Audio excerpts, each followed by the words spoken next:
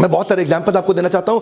Cadbury की case study से शुरू करते हैं। 9 केस स्टडी दूंगा दोनों वीडियो में मिला के, सारी केस स्टडी देखिए। अगर आप सीरियस हैं तो इन वीडियोस को पूरा देखिए, घुमा घुमा के बार बार देखिए, आपको कई आइडियाज मिल जाएंगे। पैसे थोड़ी लग रहे हैं आपके वीडियो देखने में, लेकिन आपकी जिंदगी बदल सकती है। कैडबरीज जब शुरू में 1988 में आया था ना, मतलब आया तो नहीं था, चल रहा था काफी दिनों से, लेकिन उनकी मार्केट सैचुरेट हो गई थी।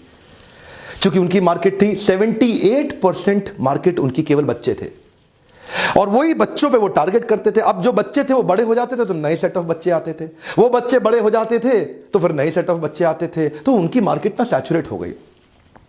क्योंकि जब बच्चे बड़े हो जाएं तो वो चॉकलेट खाएं तो लोग कहते थे बच्चा है क्या चॉकलेट खाएगा। सो मार्केट को रिटेन करना और ग्रो करना उनके लिए स्ट्रगल था। तभी अर्ली 90s में 92 93 के आसपास इन्होंने बड़ा बोल्ड डिसीजन लिया। इनके डेमोग्राफिक्स के हिसाब से 77-78% कंज्यूमर बच्चे थे, लेकिन इन्होंने बच्चों को एड से पूरी तरह हटा दिया, क्योंकि ये नए कंज्यूमर बाइंग बिहेवियर को एड्रेस करना चाहते थे। और वहां इन्होंने क्या किया, एक नया कैंपेन लॉन्च किया, क्या स्वाद है जिंदगी। आपको याद है ना वो लड़की ऐसा ऐसा ऐसा करके हाथ घुमा के डांस करते हुए आती थी। इस एड से इन्होंने अपनी नई पोजिशनिंग बिल्ड करी, नए कंज्यूमर बाइंग बिहेवियर को एड्रेस किया। यूथ्स इंडल्जेंस चाहते थे। Youths wanted to acquire the licence of indulgence. उनको भी इंडल्जेंस चाहिए, उनको भी मजा चाहिए लाइफ में, उनको भी एक्साइटमेंट चाहिए। क्या स्वाद है, कुछ स्वाद है,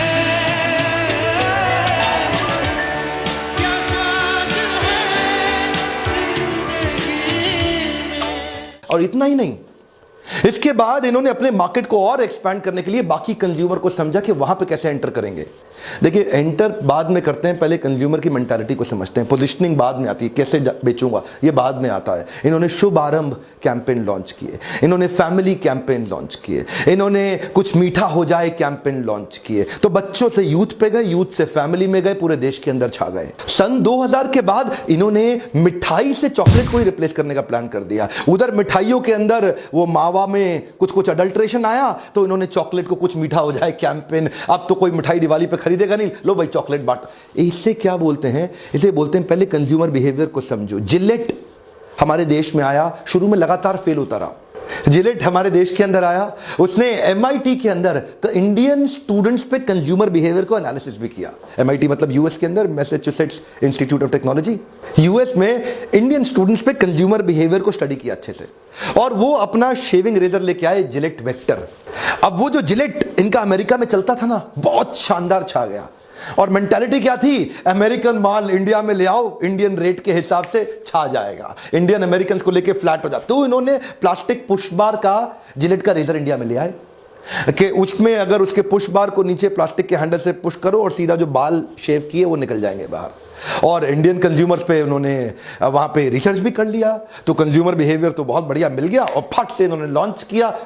ठाक मुंह की खानी पड़ी, नीचे गिरे बड़े जोर से। ध्यान दीजिए, कंज्यूमर बिहेवियर को रिसर्च स्टडी तो किया, लेकिन कहां पे किया, अमेरिका में किया। अरे भाई, इंडियन स्टूडेंट को किया, कोई बात नहीं, इंडिया में आके करना चाहिए था। क्या करना चाहिए, इंडिया।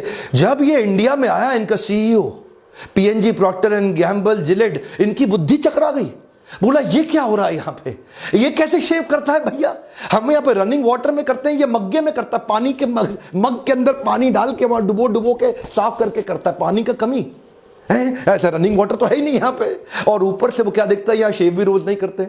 शेव भी इंडिया में लोग पैसे बचाने के लिए 2 दिन 3 दिन बाद गांव तक गए, 3 दिन बाद जाके शेव करेंगे। और उतना ही नहीं, उसके बाद इंडियन बाल भी थोड़े मोटे हैं, बेचारे अमेरिकन के बाल भी पतले थे।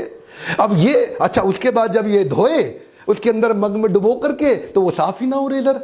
तो ये इनकी बुद्धि चकरा गई, बोला ये क्या हो गया। अरे कंज्यूमर बिहेवियर को घुस के प्रोडक्ट बेचने में लगे थे ना पहले। कम ऑन, क्या कर रहे थे, प्रोडक्ट बेच रहे थे। फिर बता रहा हूं, याद करिए, प्राइस बाद में डिसाइड करो, प्रोडक्ट बाद में डिसाइड करो, पोजिशनिंग बाद में डिसाइड करो, प्रॉफिट बाद में। पहले क्या करो, कंज्यूमर बिहेवियर।